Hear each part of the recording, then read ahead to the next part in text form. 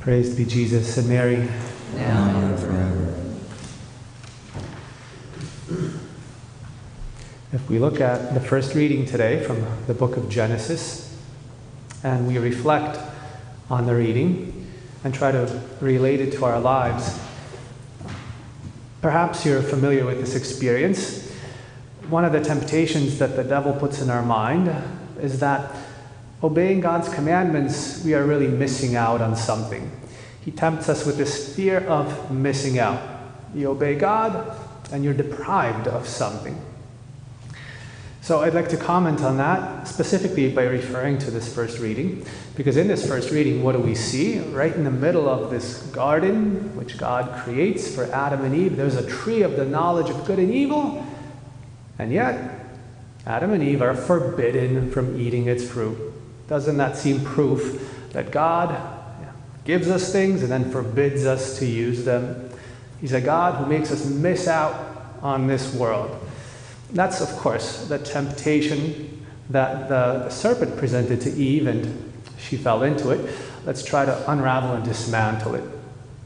So, this tree of the knowledge of good and evil, that is really there, yes, and which God prohibits. So God says to Adam, truly, do not eat of the fruit of this tree of the knowledge of good and evil, is nevertheless a prohibition, a precept from God that forbids us not an intellectual knowledge, so not an increase in the contents of our mind, but rather an experiential knowledge. And I'll try to explain that. God wants us to know evil with the mind. In fact, in giving God the command, God reveals to Adam that there is evil. So you have options, Adam, he says. One of the options is, again, this tree of the knowledge of good and evil. It's really there. It's an option for you. It is evil because it's forbidden. So there's a knowledge. God doesn't deprive Adam of that. But he says, I don't want you to experience evil on your own skin. I don't want you to be deprived of the good things in the garden. And there was countless good things. So don't experience evil. Precisely in order not to be deprived of all the good that I want to give you, don't eat of that tree. You know it's evil. You know it's there. Don't even come near it, because I don't want you to be deprived. Later on, what do we see? Adam and Eve, unfortunately, do fall. And what do they gain? Well, nothing. And we could describe this and illustrate this in so many ways, but what is it that happens after they sin? Their eyes are opened and they realize that they're naked. Do they gain something? No, because even before they knew perfectly well, their minds knew that they were naked. They had that knowledge. They didn't gain anything. Their eyes opening is rather a perturbance, a disturbance that enters within them precisely because they're deprived of something good. That internal order that God had given them as a preternatural gift, they lose. And now they can no longer be in one another's presence naked without shame. They have to cover each other's nakedness. There's that, again, disorder that doesn't allow them to live in harmony as husband and wife anymore. Nothing is gained. Something is definitely lost there. They fell into that trick of the serpent. God is making you miss out. Eat of this tree and you'll become like God. God had made them in his own image and likeness, and yet the devil succeeds in making them believe the opposite.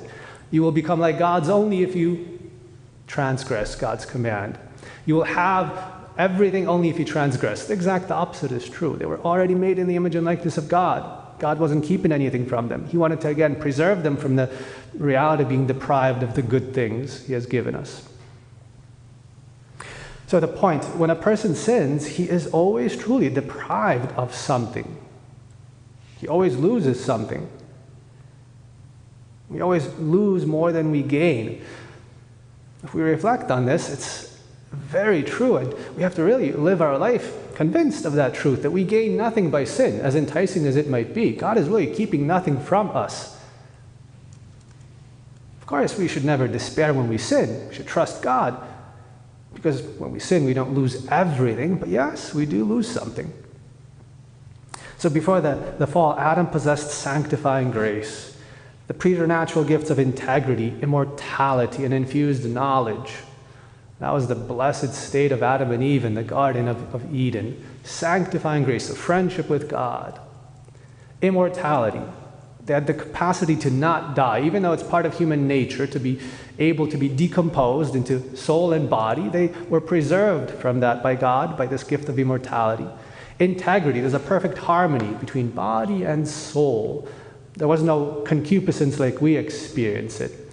They were free from those movements of the so-called appetitive powers of man that precede the intellect. So we feel that all the time. Before we can even think about it, we're already desiring forbidden things or things that we know are not good.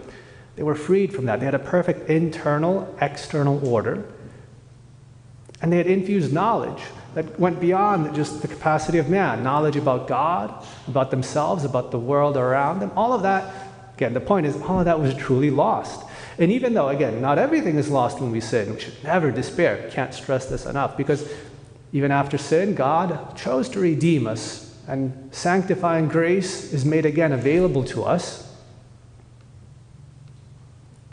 Yet, something is lost. Integrity, immortality, infused knowledge, we didn't get back, even after the redemption. We will have it in heaven, but never again on earth. Something is truly lost every time we commit sin. Now, are we convinced of this? I hope so, and I stress this in order to strengthen our conviction that we gain nothing by sinning, even if it's a tiny little sin. And this is really, maybe I should have stated this at the beginning, even with our tiny little innocent sins, we gain nothing. Even it seems when we really need to sin because, God's law is just really not applicable to our real lives, especially in those, little matters, like when we really need to tell a white lie, when we really need to get back at somebody and have our little revenge, we just need to do that because just God's law is not perfect in every detail. We just need to adjust for it sometimes. Or we just need to sometimes give into distractions in prayer. Let's use that example. Are we convinced? And say we're praying, truly want to focus on God and exercise that faith that everything comes from God and we need to listen to God and do His will. But then our mind wants to problem solve. Well, how do I fix that leak in the house? What am I going to say to that person in my conversation after I'm done praying? What do I need to make sure I don't forget when I go shopping after praying? And then we're tempted to think, well, if I don't think of this right now, I'll miss out on something. If right now I don't think of my shopping list, I'll forget it later. If right now I don't problem solve, I'll miss out on it. So I better pray distractedly because if I pray to God with all my attention, I'll miss out on something. So my distraction is perfectly justified. Whereas in reality, the exact opposite is true. If we do pray with distractions, we miss out on something. God would have given us an even better solution to our problems with more lasting fruit, etc.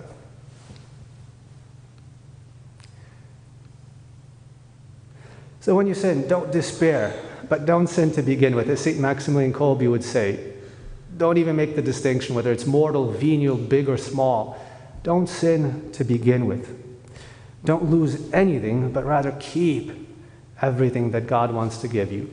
Don't miss out on anything that God wants you to have. Don't commit any sin. Praised be Jesus and Mary. Amen.